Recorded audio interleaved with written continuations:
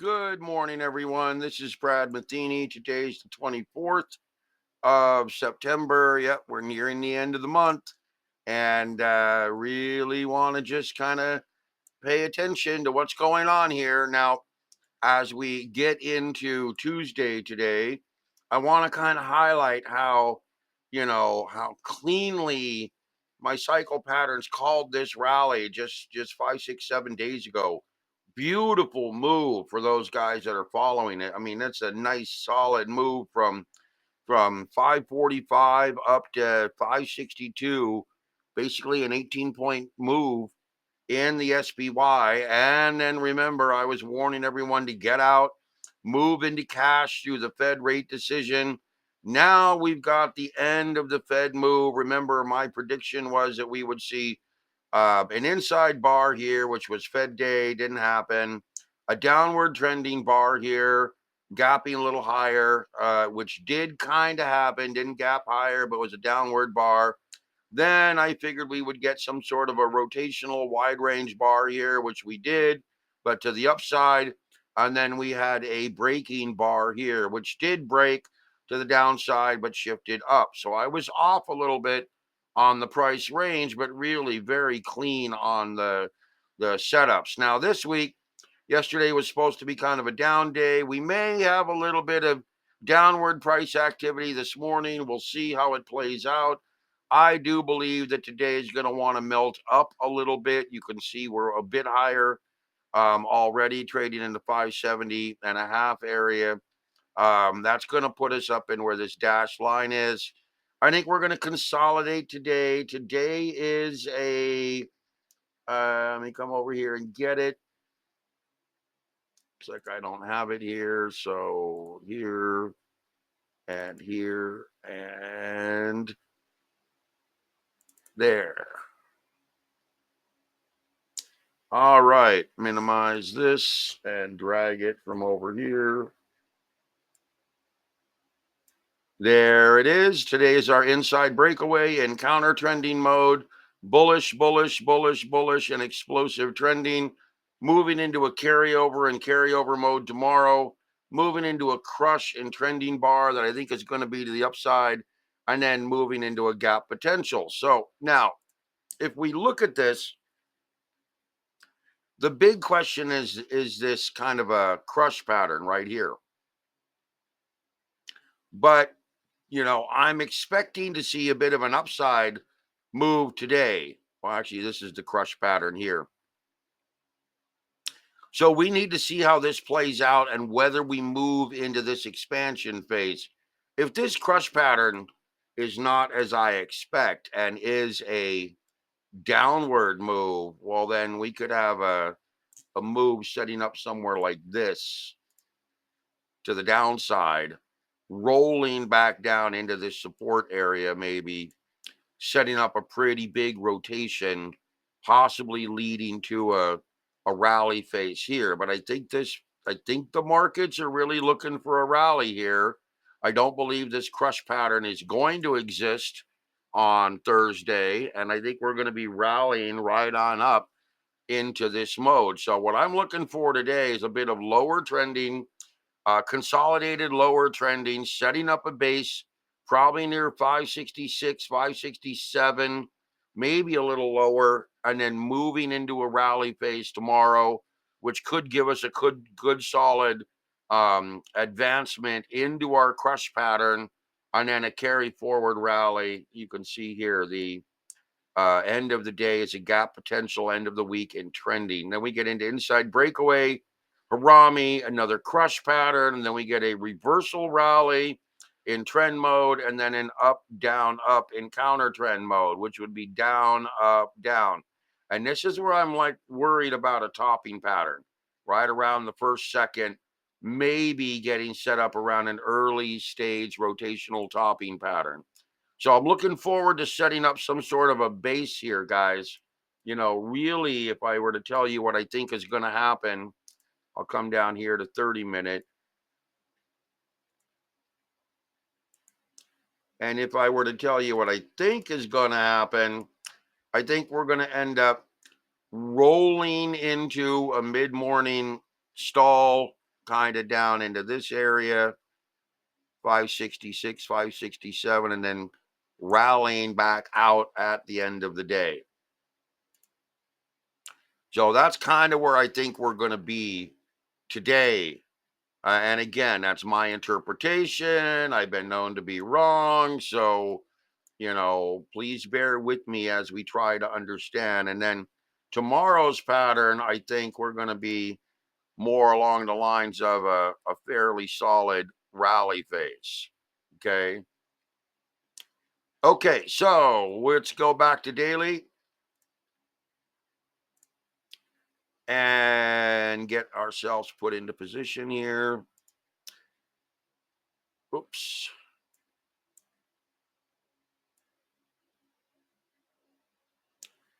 Okay, going over to the QQQ. Same kind of setup. Still in that flagging formation here. I can kind of extend these.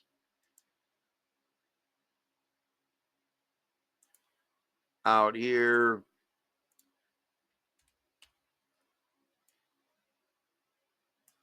Kind of like that. Still in that flagging formation. Doubling a double top setup here. Really need to see how this plays out here. Like I said, I'm expecting to melt up.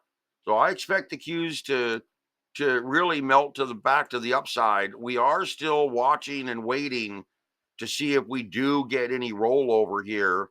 It's not the time to be super aggressive on the Qs right now, although I do believe that we are looking at an upward bias going into around the 9th, 10th, 11th, 12th of October. So I do kind of expect it to roll out of here and maybe top back over in this area. In fact, if you come over here, and if I were to tell you, right in this area, let's say, I would be looking for some sort of a topping formation, meaning that we could roll up into this area and become volatile and then roll down right before the election. So remember, here's the election day. Might get a bit of a volatility move right before the election day. So again, still in that excess phase peak pattern, have not broken above it, have not broken down. We're kind of waiting for this. It's a late stage top. I wouldn't be getting to any positions. This is just like last week before the Fed over here on the QQQs. It's right at that A or B make or break pattern.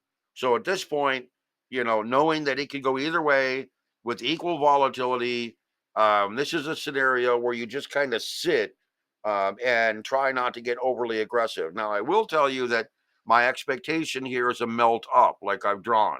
I think the Fed has cleared the way for a moderate melt up. Dollars get a little stronger. Stocks will probably rally. A little bit of pressure on gold, maybe, and silver and Bitcoin.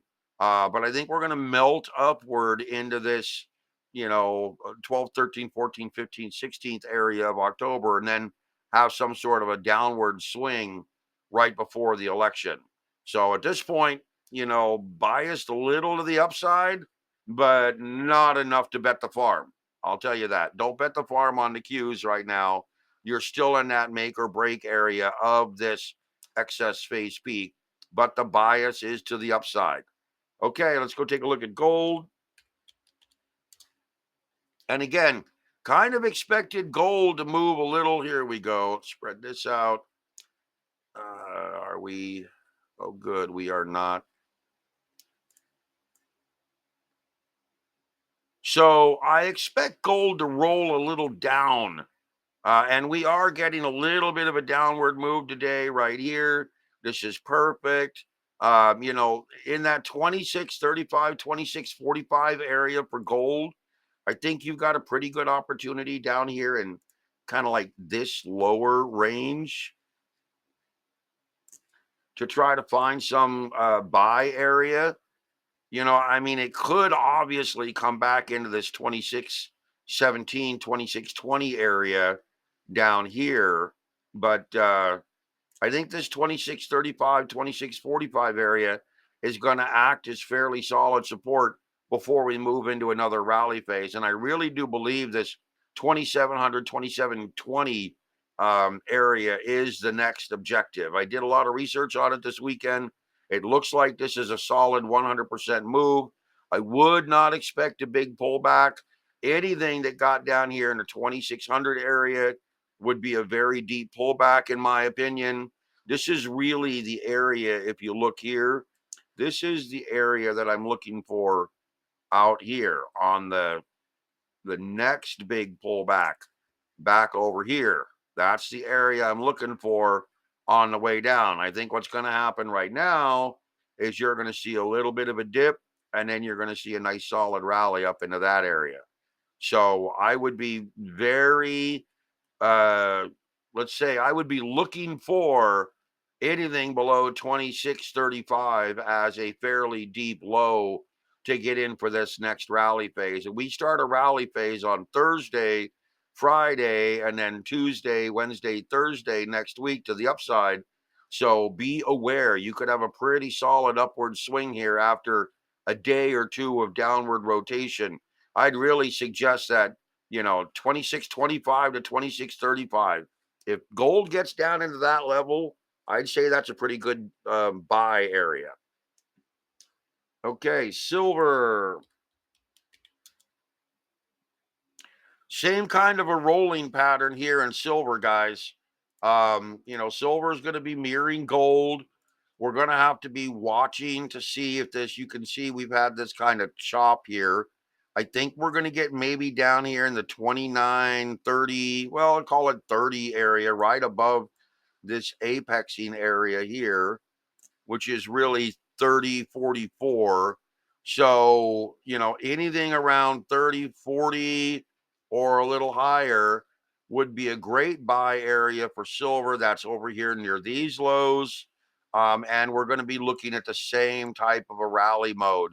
Come Thursday, Friday of this week, we're going to be moving higher, I think. And Tuesday and Thursday of next week, higher. I'm really looking for the $33 to $34 area in silver to set up, but I think we're just going to be rolling for a few days. I tried to make that very clear yesterday. We're going to be rolling on Monday and Tuesday and possibly Wednesday in metals. So don't get overly aggressive. Try to time the lows. You want to look for lows like we had yesterday down in this area, 31 or 30 and a half, 30.6. Those are going to be very good accumulation areas for the next rally phase. Okay, let's go to Bitcoin. Again, I think Bitcoin is rolling over. Nice little rollover yesterday with fairly heavy volume. I mean, the reason I think Bitcoin's going to roll down is fairly simple. I think that the Fed has kind of cleared the way for the stock market. I think you're going to see fairly strong demand for US dollar. US dollar has gone up a little bit. Bonds are probably heading up. Let's come over here and take a look at bonds real quick. Slightly higher, 98 off of being just above 100. We have a new high over here, very solid. Well, what else was I going to look at? I was going to look at bonds. I was going to look at, let's go to IYT transports. Oh, crude oil. Yeah, so this is weekly. Here's your transportation index weekly. These were bonds weekly. Again, very early in the week, solid upward trending here after this rotation.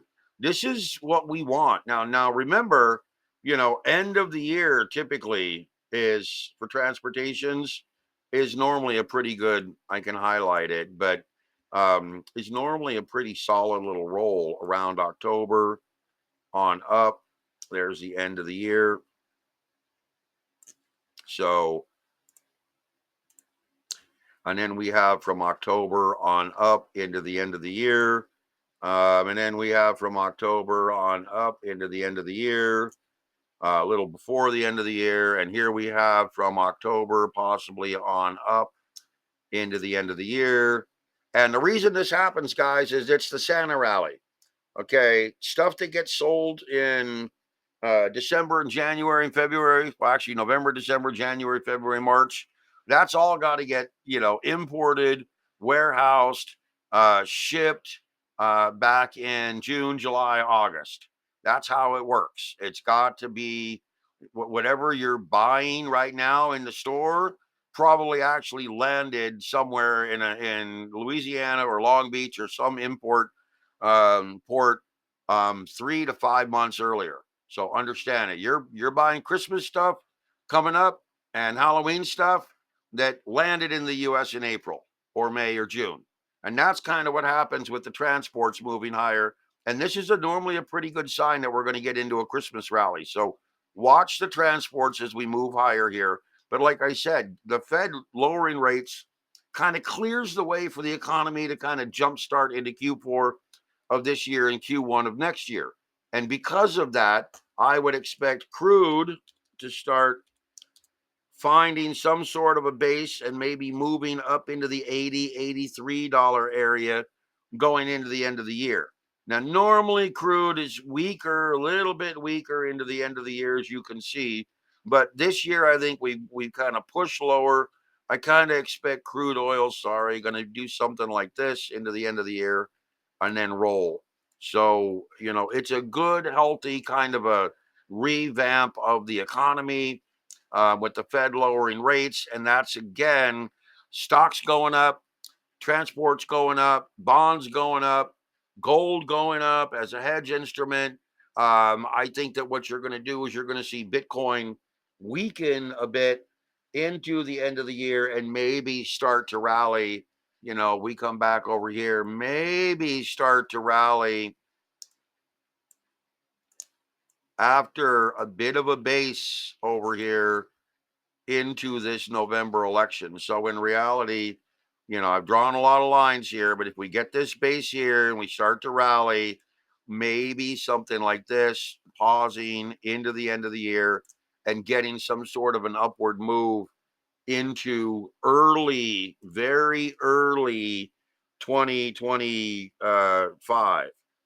So be aware that Bitcoin could be rolling around this 69,000 to 54,000, call it 57,000. So kind of this area here, Bitcoin could be rolling around this area for the next 2 or 3 months, just struggling to build a base as the Fed has cleared the way for the stock market, global stock markets, and global economy to kind of rebound through Christmas. So what you're going to find is that in-demand assets, and again, Bitcoin is kind of pitched as an alternate safe haven to global central banks. Well, if global central banks are clearing the way for a bit of an economic rebound, and Bitcoin is the safe haven against Fed trickery, then I think Bitcoin's going to consolidate. I really do. Now you're going to get good ranges, 57 to 69,000. You're getting a $10,000 or $12,000 range, plenty of room to trade. But the next big phase, in my opinion, is right down to here. That's where I think Bitcoin's going to be headed. I think it's going to be moving right down to that apex area and trying to find support probably around the 15th to 19th of October. Okay, so today we are going to be watching for that moderate rotation in the SPY. We are going to be trying to actively engage in looking for lows, which again should be right over here in the 566, 557, maybe 567 and a half. So we're going to be looking for lows right in this 566 and a half, 567 and a half, gearing for this rally phase that I think is coming into the end of this week and next week. And remember, ultimately, I really think SPY is trying to make this move up to here. That's that 100% measured move right now, guys. And if it hits 596 or higher, I'm going to call it good. That's a decent area to get out from where we're at. But I think that the SPY is really looking to make this move and then roll into weakening downward trend. So this is ultimately where we're headed eventually into October, near the end of October, setting up right before the election into some rally phase. Okay, guys. And again, pay attention to how cleanly this has been pulling triggers. Okay. I mean, called this move. I mean, I can go back months. You guys can go back months. And look, I've been calling all kinds of things. That's why a lot of people started calling me the GOAT, the greatest of all time. It's because I started this by predicting 3 weeks out in the future many months ago using my SPY cycle patterns and pretty much nailed it. I've been doing that every week, going 2, 3 weeks out into the future for now about 6 months, just under 6 months. And yeah, sometimes I'm off on the range, like I am right here. I didn't quite get the range of price right. I thought it would roll down. It rolled up off a Fed decrease. I didn't think the Fed was going to change the rates. It did. So obviously, I was off a little bit, but comes every week, giving you my best interpretation, and trying to tell you how to protect and grow your account. You make the decisions. I give you the research and what I think is going to happen. So, but I mean, I challenge you, find anybody that can do this on a regular basis. Literally, go find anybody that can predict 2 or 3 weeks out of the future with any degree of accuracy, and let me know who they are, because I don't think there's anybody out there that can do this. So for the naysayers or the people who think my charts look funny, you know what? Ignore the colors. Pay attention to what I'm actually telling you, because I think you're going to find that my research is far superior to anything else anywhere out there on the planet. I mean, you can't find this anywhere. Someone who can accurately predict 2 to 3, 4 weeks in advance what the markets are going to do, and continually do it, not just once or twice a year, but every week going forward like this, showing you what's going to happen and where you want to trade. Like I'm telling you right now, stay away from the markets, look to try to find these lows, and we're looking to catch this rally mode. That's the next big opportunity wing right here. Okay. You want to try to trade in this chop. I know some people are getting short. I know some people are trying to get long. You want to trade in this chop, great. My opinion is wait until late today or tomorrow. Get yourself positioned for this move with some call options, maybe getting into some shares. And then basically you have about 4 days, 5 days of upward trending, and then you're going to be looking to pull profits. That's how I look at it. Okay, guys, that's it for now.